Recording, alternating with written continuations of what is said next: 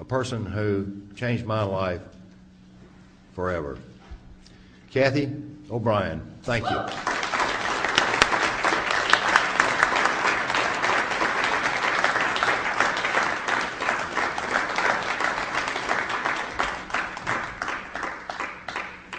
I'd like to thank you for coming out here this evening to arm yourselves with comprehensive understanding of mind control, because knowledge is our only defense against mind control.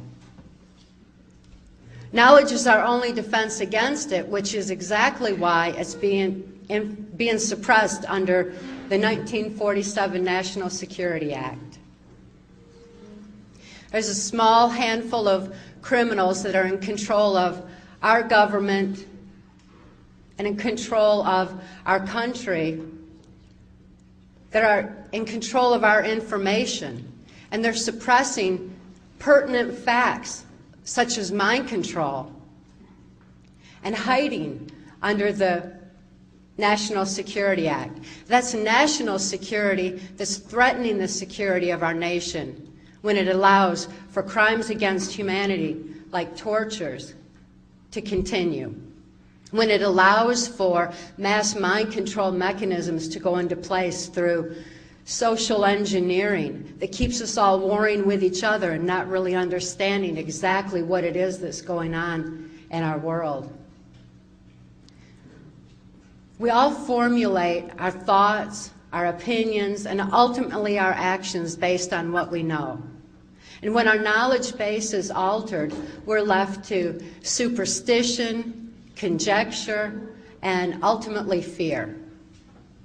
And fear is a strong basis for mind control, whether it's a kind of mind control that is the mass mind control over a whole society, or if it's the kind of absolute robotic mind control that I experienced under MK Ultra on a White House Pentagon level. I feel very fortunate to have recovered from my mind control victimization and to have a clear view of what's actually going on behind the scenes of what Adolf Hitler and George Bush termed a New World Order. It makes perfect sense to me what I'm seeing in society today, and the truth that set me free from the absolute mind control that I experienced can also set you free from any kind of fear that you're experiencing through what is happening in our society and in our world today. It can also free you from any kind of trauma that you've experienced in the past. It can also free you from information control that has left you wondering what in the world is going on today. I'd like to provide a comprehensive view of exactly what mind control entails based on my victimization in mind control and also my recovery from it. Because the mind-expanding abilities that I gained in my recovery process are abilities that each and every one of you would be able to use to gain a better understanding, to know what's going on in the world, and empower you to make a positive difference in your own lives and in your own walk of life, in your own society, your own family, and affect those that you love as well. In 1957, I was born into a multi-generational incest-based family. My father had been sexually abused. His mother was a prostitute. My mother had been sexually abused, and her father was military intelligence and ran a Blue Masonic Lodge. I'm certainly not going to be suggesting that all Masons are bad, just because there are many who have an ulterior agenda that is formulated on abuse, and anyone that I name is not to suggest that any particular group is responsible for what's going on in the world today. It's just not that simple. There's good and bad in everything, and it weaves in and out of society. And in my situation, I thought that the whole world was involved in abuse. And as a very young child, I had hoped that there was some place in the world where people didn't abuse their children. I thought that perhaps that could actually happen because that's what I felt in my heart. And yet, with my whole environment saturated and my view was narrow to my own environment, I lost hope that there was a place where people didn't abuse each other. The sexual abuse that I endured as a child began at a very early age. And it was before I could actually think to understand that my father's sexual abuse was bad. I couldn't judge morally what he was doing was wrong in any way whatsoever.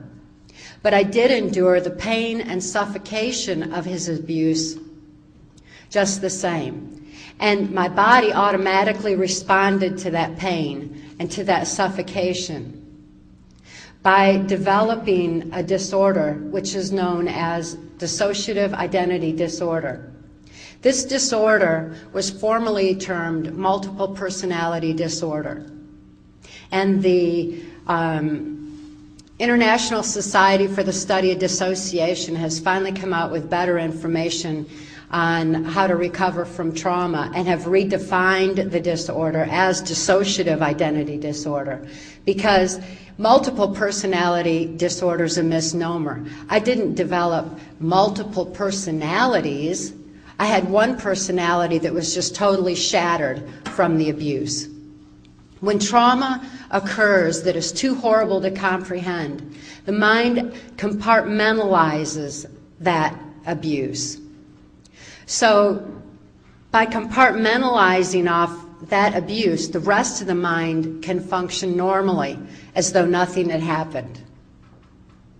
This is now professionally defined, this disorder is, as the mind's sane defense to trauma too horrible to comprehend. It's not something that as a very, very young child I thought to develop and used as a psychological protective mechanism. Instead, it's what my brain automatically did in order to deal with the extensive abuse that I was experiencing. My father may not have been aware of the effects on my brain that his abuse was causing. Not until much later, when his sexual abuse used expanded into child pornography. He was supplementing the family income with proceeds from child pornography he was making of me, and this child pornography was being sold through the local Michigan Mafia child pornography ring.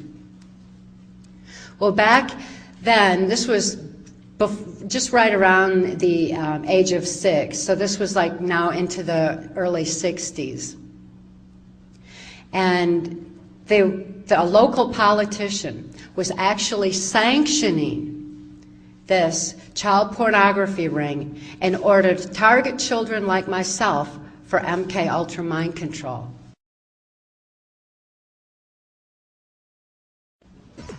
Because it was well known that any child that was so abused to be used in child pornography would be suffering from this dissociative disorder. This disorder is a prime basis for mind control, as had been learned through the Himmler studies on multi-generationally abused children. In the early 60s, Project Paperclip was in full swing.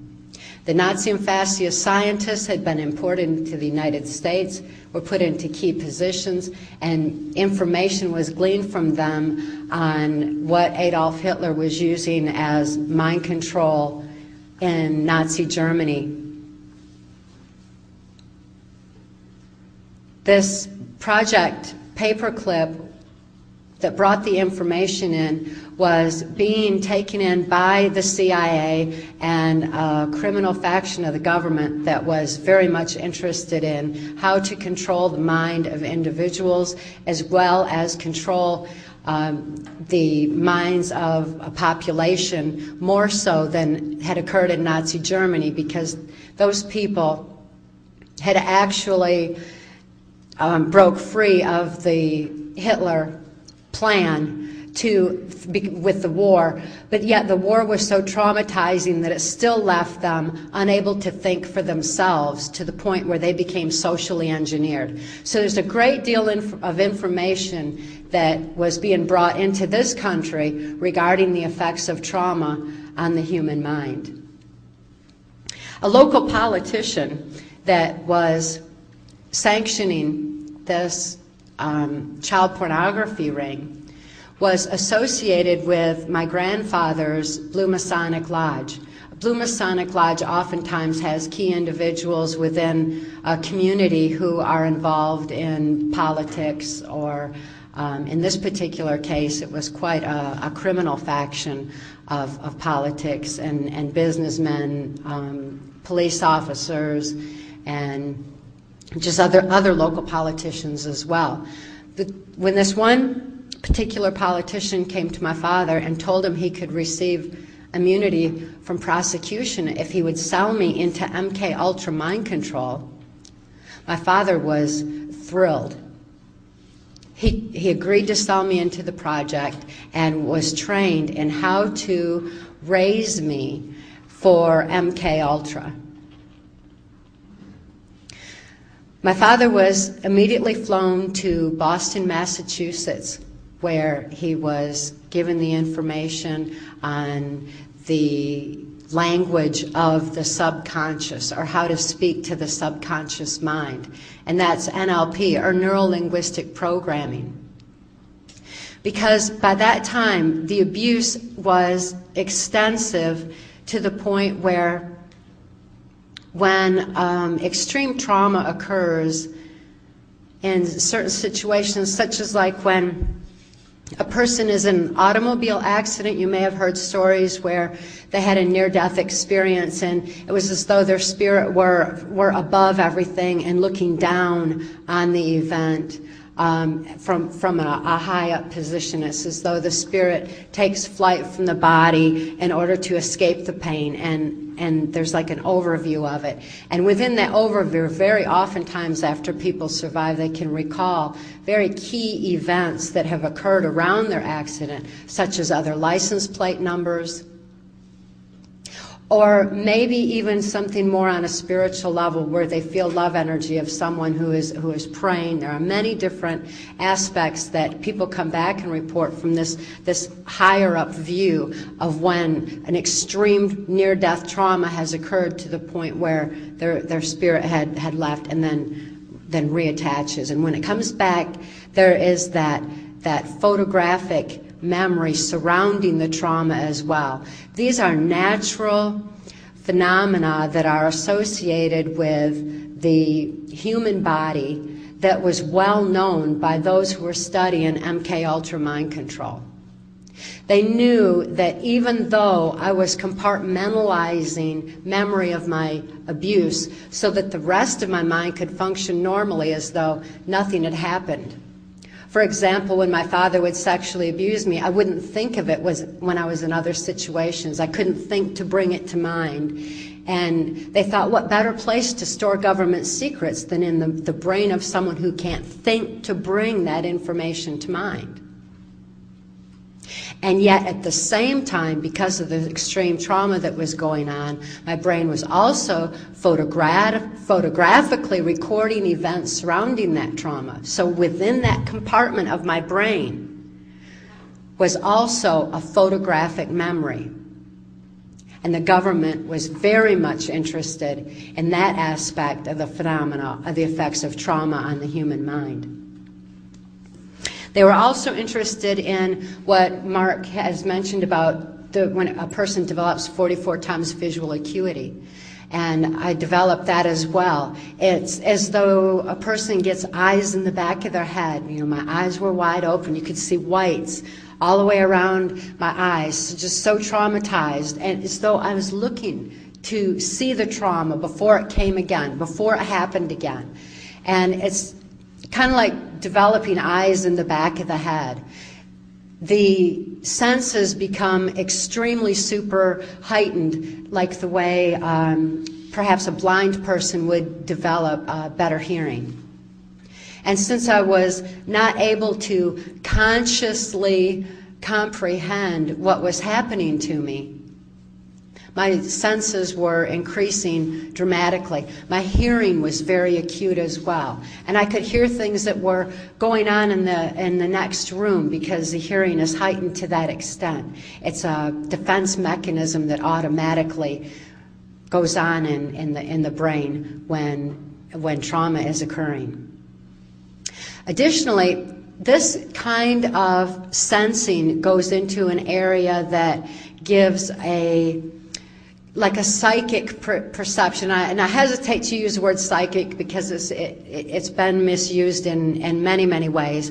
But nevertheless, the hearing is so acute, and the visual is so acute, and the senses are so heightened that there becomes a stronger knowing. And the government did numerous studies into the psychic abilities of people who were also abused. These all were adding up into reasons why there was a faction of our government that was looking into what the Hitler-Himmler studies had revealed. Additionally, when a person compartmentalizes memory, after so many compartments develop, there's no continuity of thought. There's no memory of what happened before. So when a person's out and around and they don't think to bring to mind the abuse, they don't know what time has passed. So after a while, there's no comprehension of time. There's no ability to consciously comprehend what's going on, and there's no continuity of thought. Without this kind of a conscious awareness, it leaves the subconscious mind open to be led. A person becomes highly suggestible. Any person who's experienced sexual abuse, especially prior to the age of 5, or physical abuse, or even psychological abuse prior to the age of 5, would develop this kind of a heightened suggestibility. It's well known that when trauma occurs, people become highly suggestible. When traumas occur in our society, such as what happened 9/11, many people in this country PTSD'd. They developed post-traumatic stress disorder. This PTSD left people unable to think clearly for themselves. They were very fearful. They were very emotionally distraught over what had happened.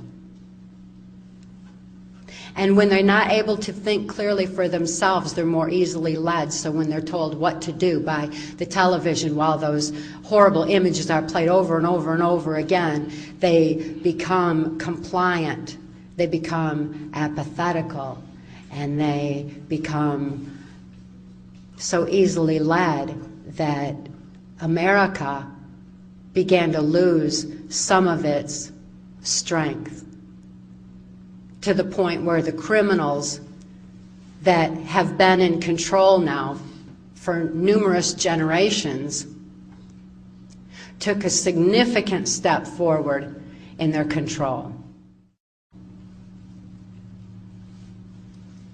But just like they misjudged with me, they never considered the strength of the human spirit. They never considered what would happen when people cared about each other, when love entered the equation.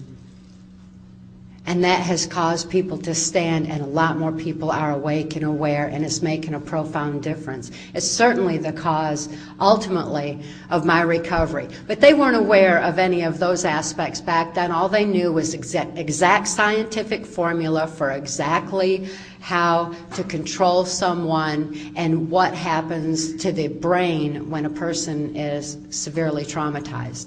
They knew that if a person didn't have any continuity of thought or any awareness of time, that they would have extreme physical endurance. Because when a person does something real exhausting and real extensive for a while, completely forgets about it, the brain doesn't signal the body to be tired, and it's as fresh as it was before it had gone through all the strenuous activity leading up to it.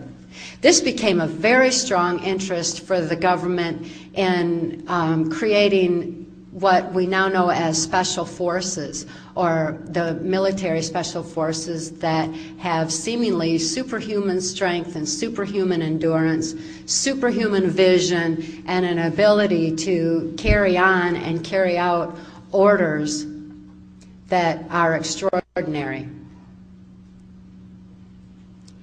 This was also an opportunity for the government to store secrets within a mind of someone like that, while at the same time having a photographic memory to know exactly how to carry out the various orders. When they began meddling in the subconscious mind, our subconscious mind is the part that controls our breathing, it controls our blood flow, it controls numerous body functions.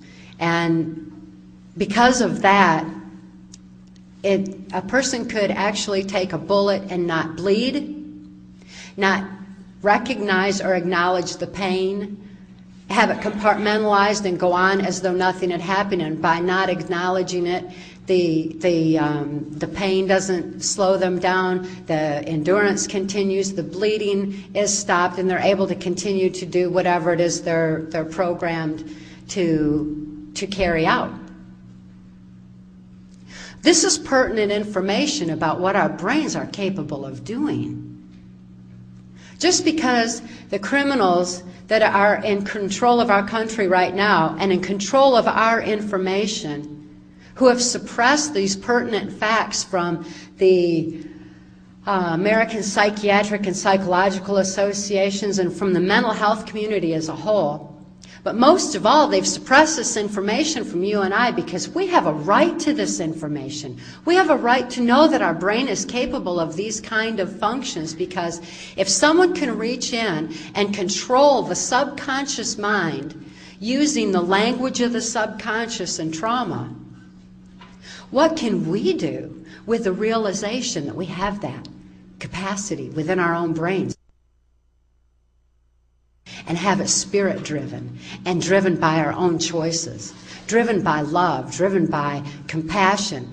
It makes a powerful difference in our own ability to heal ourselves when we can regulate our own blood flow, when we can regulate our own breathing. And if we can affect those kinds of aspects of our body, we can also regulate other aspects of healing that are essential to our own living, especially these days, because more and more we're seeing where our medical system is significantly eroded for financial reasons, by insurance, by doctors who are controlled by the drug companies.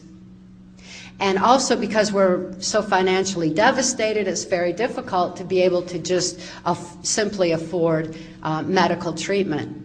So to know that we have these capacities in our brain is essential today, now more than ever. And it's really a very positive aspect of learning about mind control, about learning how our brains can actually function.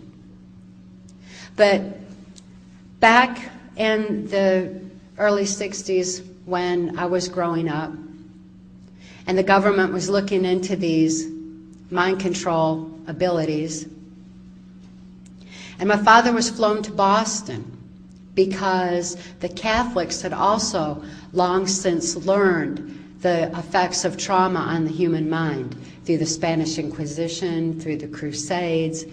They knew how the mind responds to significant trauma.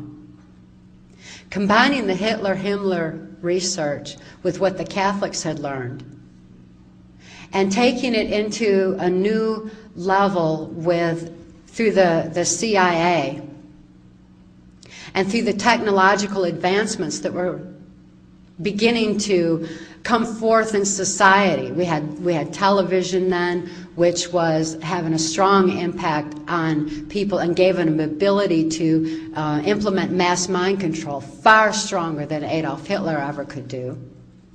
And also through the music, because music was coming on so strong then, and it was learned how harmonics affect the brain function as well.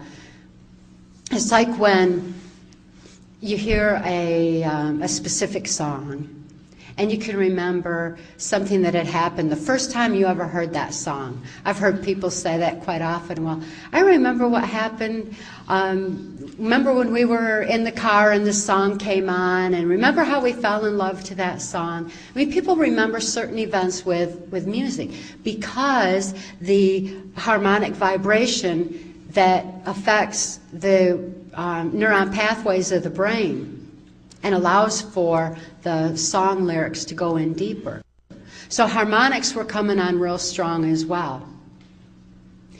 My father's role, since he was only, he only had a 6th grade education, and he earned his living as a worm digger up to that point, and was supplementing the family income with child pornography.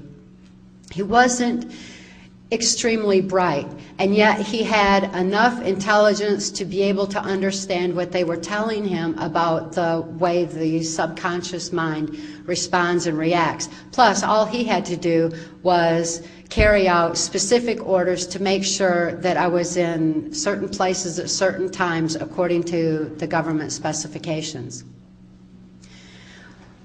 The local politician that had approached my father on selling me into MK Ultra Mind Control was Gerald Ford. This is the same Gerald Ford who went on to become the unelected President of the United States.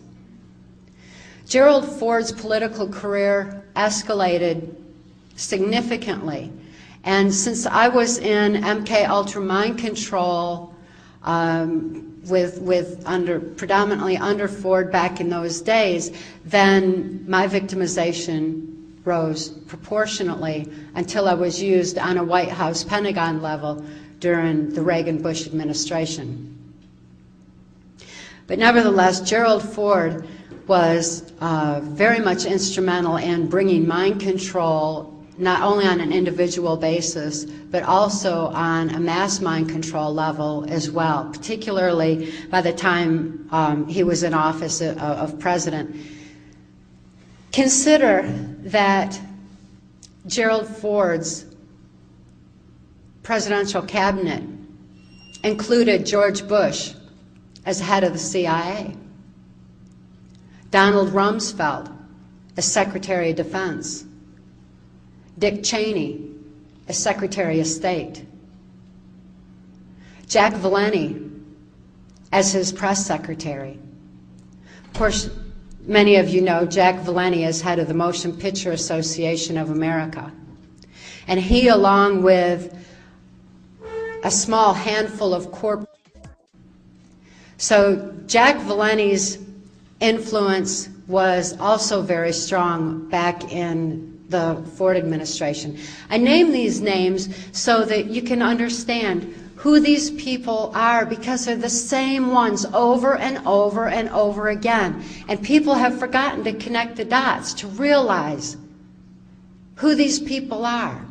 When we get new people in office, consider, where did they come from? Who are they? What did they do? Our new Attorney General was an attorney for Enron. Our new head of the CIA has said that no one is allowed, he has mandated already that no one is allowed to say anything against this administration, the Bush administration that's in right now, or to go against their orders. The new Attorney General, the first thing he did was denounce the Geneva Convention, believing that in these times we should allow for torture. It's not like they haven't all along, it's just they used to do it more secretly before it came out recently.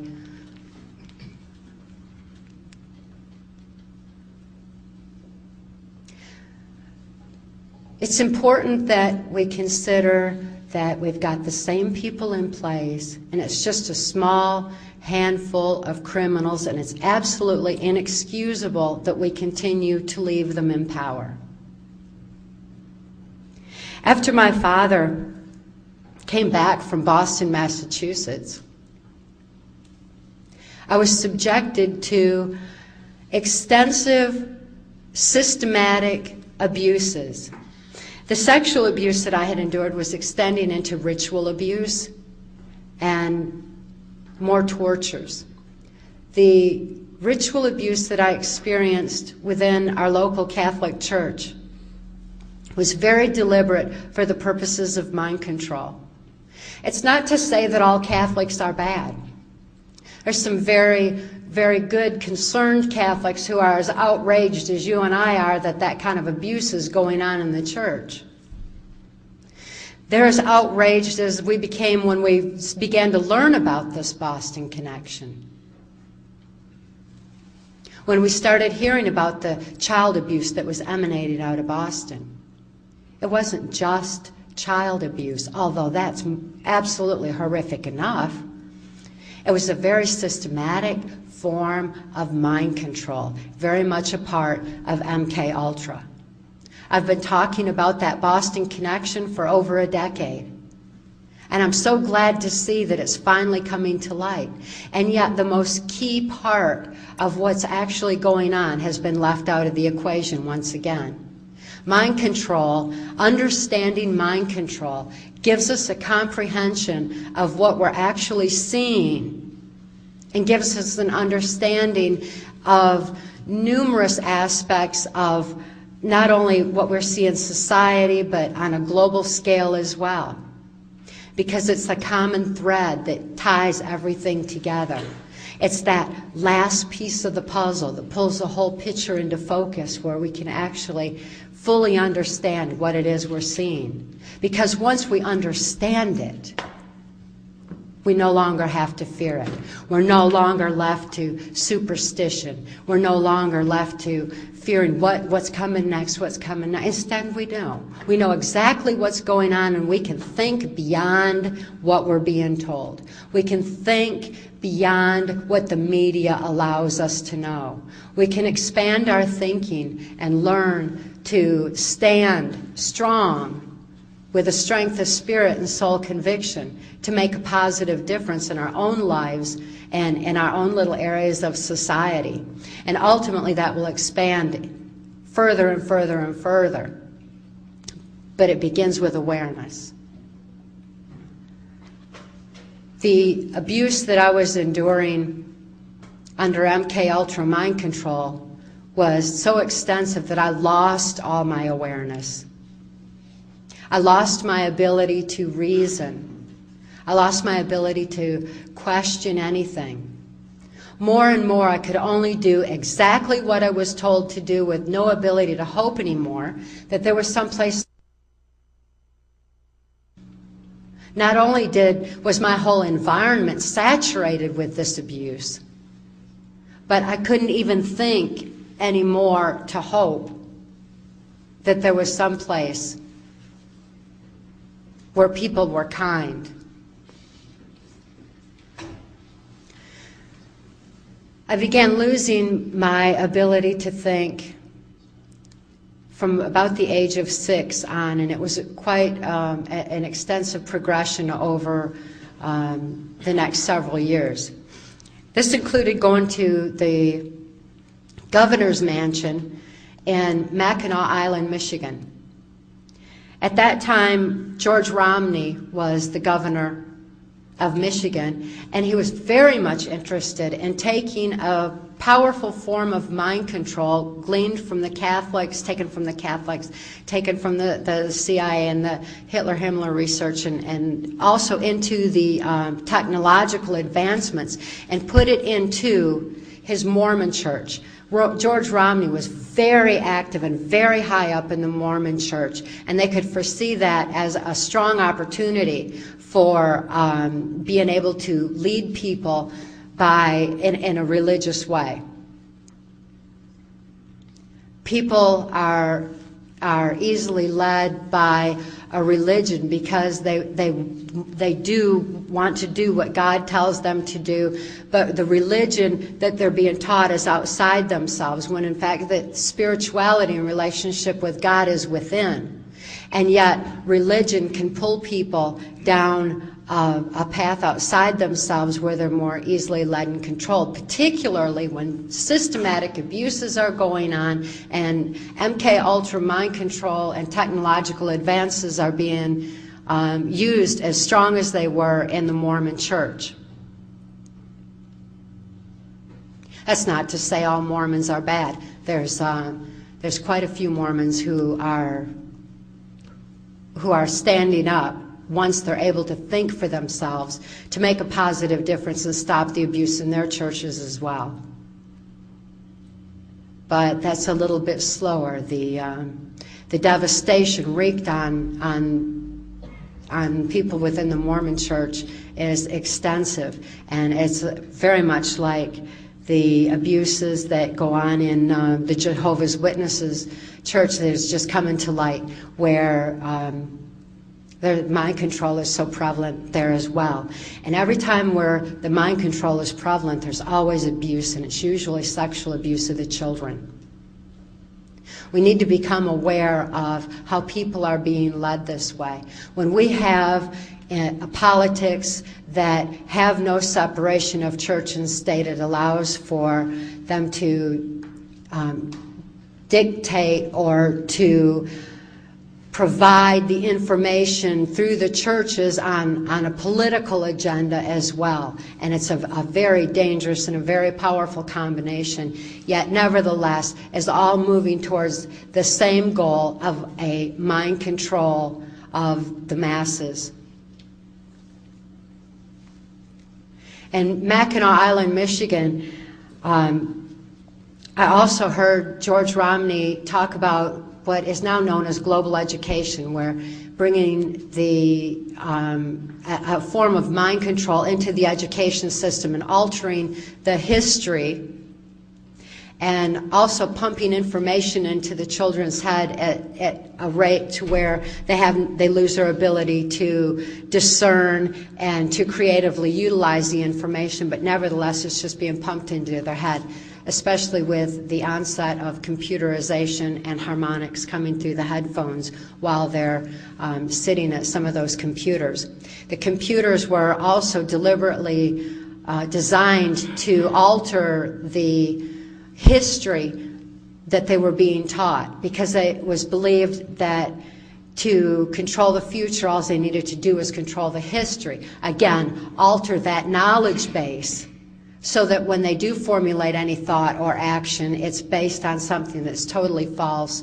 Or without these key elements in their history, the children were being socially engineered into another direction. So we've got several generations now where this kind of social engineering has perpetuated through the school systems. Fortunately, there are a number of people who became aware of this, particularly when Bill Bennett was the Secretary of Education and had said that every child in this country should be taught by a Jesuit. The Jesuits are the intelligence arm of the Vatican, and was very much corrupted into bringing what Adolf Hitler said was a way to mass mind control generations. It was Adolf Hitler who said that if there were any free thinkers left in society, he wasn't concerned because he had control of the minds of the children through the education system. That was something that I heard Bill Bennett quote himself in the application of the global education into the system. My experience in MK Ultra, once it was on a White House Pentagon level, included working under Bill Bennett, which was how I was privy to that information as well. And I had seen it as a young child in Mackinac Island, Michigan, when it was first being implemented by George Romney. Michigan had soared to the top of the education system back in those days, and now, of course, we've had the global education just permeate through our schools. But fortunately, the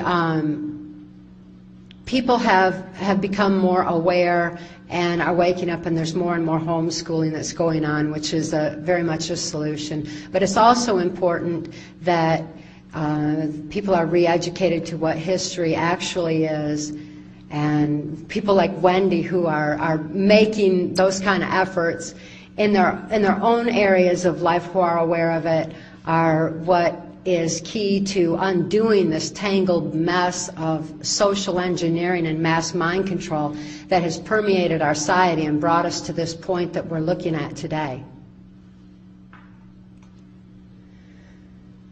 My owner in MK Ultra mind control was U.S. Senator Robert C. Byrd. Senator Byrd has been in office longer than I've been alive, and he's still in office today. He's been head of our Senate Appropriations Committee, which means that he decides how money is going to be spent, how it's going to be delegated, and he has made sure that more and more states' rights are lost in favor of federal intervention. And that was how global education was brought into the school systems, as states' rights were overridden.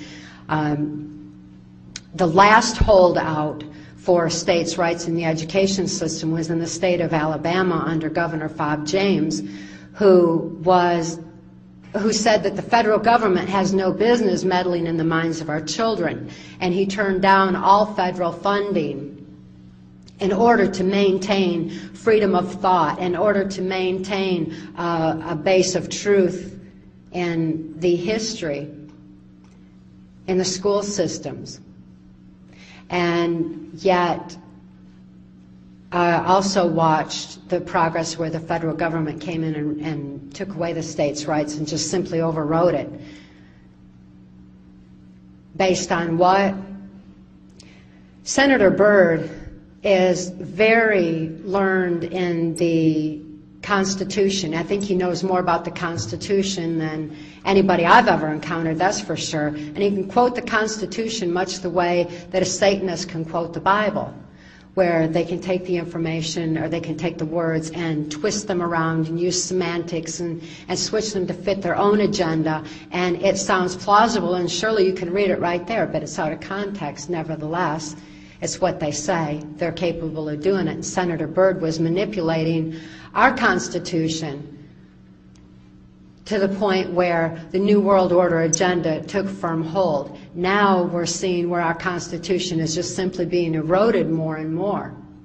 I'm deeply concerned for the recent events here in the state of California, where the governor here, who is not an American-born citizen, has an enormous movement going to change the Constitution in order that he be able to run for president. This governor that you all have is a good friend of George Bush's, and I've seen this forthcoming and have even talked about it now for nearly a decade, and yet it wasn't as pertinent as it is today. Hopefully the information will reach people enough to where they're going to realize that as you see more and more of your state's rights eroding, it's for a specific purpose. But money, again, is ultimately at the top of all this and is dictating this New World Order agenda. There's a massive amount of greed that continues to run and permeate our society.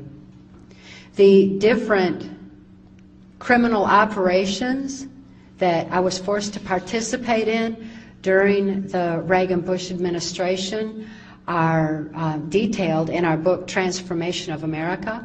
That information was compiled for Congress as testimony, and when, upon the advice of federal attorneys, the information was released en masse in 1995. There's a number of, particularly then, there were a number of people in Congress who know how essential it is that good people have a knowledge base of truth and wake up and see what is going on in our country, to begin to realize how this transformation of America was taking hold far more so than it ever did in Nazi Germany. Mark and I just returned from Europe, and like he was saying, we spoke in Germany, and that was quite an experience. And to see so many people who have been affected by mind control directly, who have seen it in their own families, who are acutely aware of what social engineering is in society. They know what's happening in the United States. What social engineering is in society. They know what's happening in the United States. They've been talking about it for years that I'm aware of, particularly on the education aspect, because it was exactly what Hitler had implemented, and they were recognizing it. They were also recognizing the erosion of our medical system and how we were becoming more and more financially dependent in this state, and losing more and more of our individual rights to information control. But the compassion of people not only in Germany, but all over the world where Mark and I have been speaking out is very encouraging. To go outside this country, it's like a whole new world. I mean, it's such a privilege to see that people are awake and aware. They know what mind control is. They know that mind control has a firm grip on America right now, that there is a criminal faction in control of our government that is seeking to control the world. And it's inexcusable that we continue to follow leaders that we didn't elect. We know that these people that are in place right now weren't elected. They keep taking the elections. Consider that the electronic voting machines were manufactured by a key corporation that's one of the among the very, very few that are actually controlling the media. They also manufactured our voting machines. And Dick Cheney is associated with that. I've known Dick Cheney through Gerald Ford since 1975. He is the most brutal person I've ever encountered personally, by far. But it's his attitude and his agenda that is so frightening. Who we have in position of president is a figurehead, the spokesperson, which is why back during the Reagan-Bush administration, while George Bush and Dick Cheney were running everything from behind the proverbial wizard's curtain or behind the scenes, then Ronald Reagan could be up front and say what they needed him to. Because he's an actor, because he was an actor, he was able to do that. But he wasn't the one who was running the country, not back then. And so it has gone now through various administrations. With Bill Clinton, for example, which was, I've known Bill Clinton since 1979 when he was governor of Arkansas, and I knew him through some CIA black ops that were involved in the CIA cocaine operations going through Mena, Arkansas.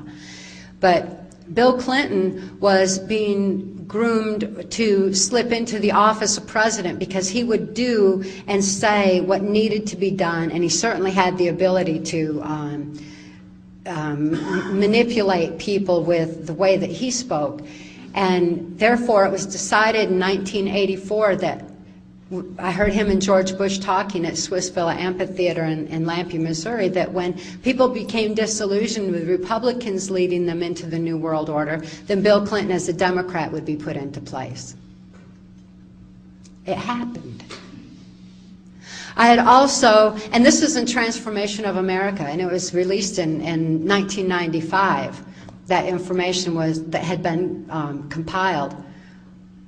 Was aware of this for so many years, and also that George Bush Jr. was going to be put into the office of president, not as someone who could think for himself, but as someone who would do exactly what he was told to do.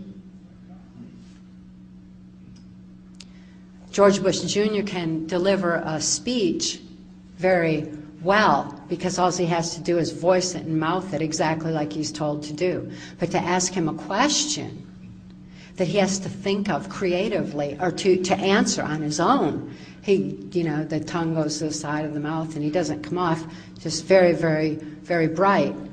That's because he's not the one who's thinking of where our country is going or where it's been. He's not the one who's aware. We got to look behind the scenes. The person that we see, the figurehead that we see as president, is not the one that's in control, and the next one's not likely to be either. And I believe that's why that Schwarzenegger's being groomed accordingly, because he too is an actor and he can voice and say whatever he's told to do as well. This is coming unless we wake up and wise up. But according to the plans that I heard at Bohemian Grove in Northern California, at the Swiss Villa Amphitheater, which is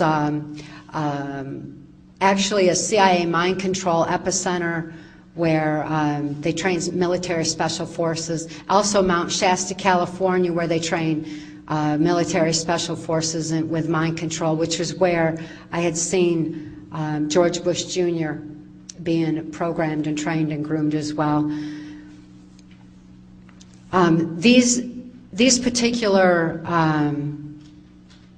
epicenters are places where I heard numerous for who was going to be put into place and how the minds of the people could actually be manipulated. And I've learned through that Hillary is the next is one being groomed as well, because not robotically or under mind control. As a matter of fact, she is definitely more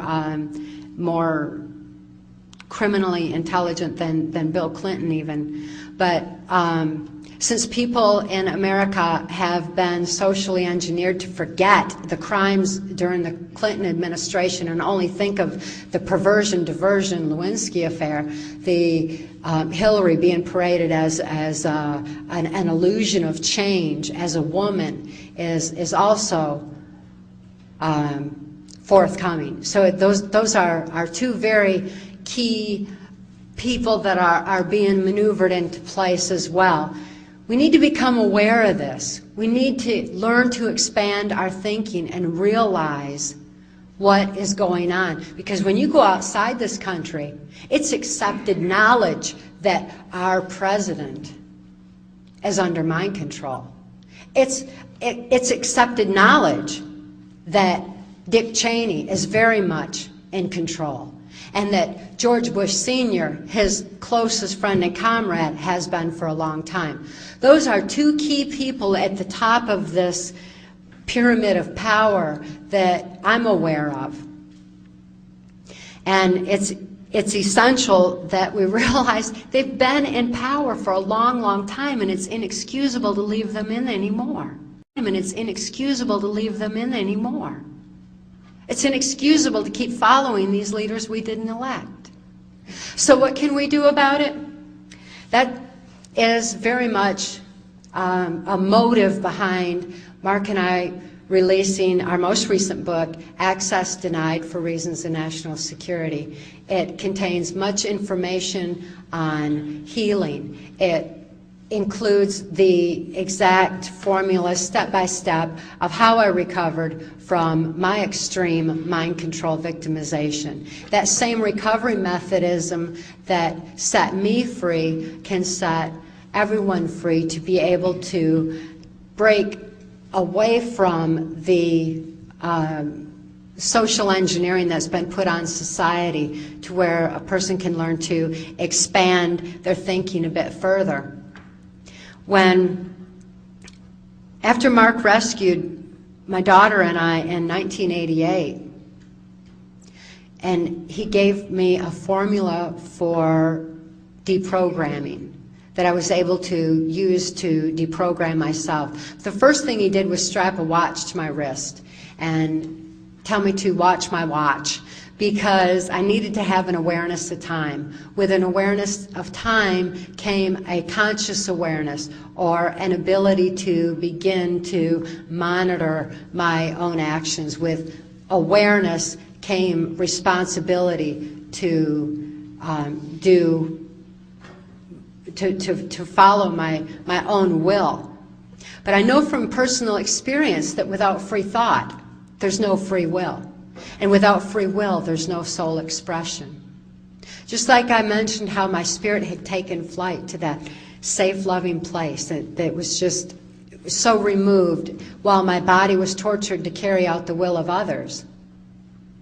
I needed to have that back in order to be able to stand strong for what I believed in, to be able to implement my own free will, and to be able to think for myself in order to realize what had actually been going on all those years of my life. Because when Mark rescued me in 1988, I was totally amnesic. I didn't know who I was, where I'd been. I didn't know how old I was, what year it was, until I began remembering what had happened. And because I felt safe for the first time in my life, and because I felt love, I was having memory flashes that were just flashing on my mind constantly, much the same way that people who are sexually abused oftentimes have those memories begin to break right around age 30, because our bodies have numerous changes that are going on at that time, where the neuron pathways of the brain begin to change and memories begin to come forward. So with a combination of being safe for the first time, and the combination of love, and the fact that I was turning 30 and I was having these memory flashes, I needed to begin to remember and piece together my own life, what had happened. Comprehensible that it took logic in order to begin to comprehend it. Mark handed me a pen and told me to begin to write out my memories, because the very act of moving a pen uses the logic part of the brain. And by using logic, it shifted what was emotionally incomprehensible into logic, where I could understand, face reality, and deal with what had happened. And I began to recover at a rapid rate at that point. As I gained control over my own mind again, and had free thought and free will and soul expression, I was strongly motivated to speak out on what I had learned, not out of vengeance, not out of anything negative like that. Negativity is so immobilizing. Instead, it was love for humanity. It was love for my daughter and her need for help. It was compassion. Those were the motives for me to speak out. And yet, as soon as I had deprogrammed, I had been following orders all of my life. And to learn to think for myself beyond what I had been told was a new process. It was really difficult. And thinking was like It was like my brain would fall off into a black hole, and I just couldn't quite get there to make a decision for myself or to think for myself. And it took brain exercises where I began to expand my thinking, to consider other angles, other possibilities, other perceptions, to look at other aspects in order to begin to learn the truth. And truth is so discernible because of the strength of spirit that I had regained. It's essential that we all gain our strength of spirit in order to be able to grasp the truth. And the same truth that made me free can make anyone free from any level of abuse and any level of misinformation, disinformation, or limited information, so that we can have a firm grasp on what's really going on. With that strength of spirit becomes an ability to have an inner peace. And that inner peace is essential for making a positive difference in our own environment and within our own self. And by having the strength of spirit and peace within, that is the first step towards world peace. How can we have world peace if we don't have any peace within? How can we know truth if we're fearful because we're ignorant? We've got to be able to learn to have our strength of spirit, to trust in the power of love, to grasp the truth, and realize that indeed it is truth that makes us free. So please, I encourage each and every one of you to go out into your own areas of life and among those that you love in your own families and raise that awareness and give them that thread of truth, and give it with love, because love is the most powerful force in the universe, and it empowers people to have the strength of spirit to stand and make a positive difference for all of us. We need it today. Thank you.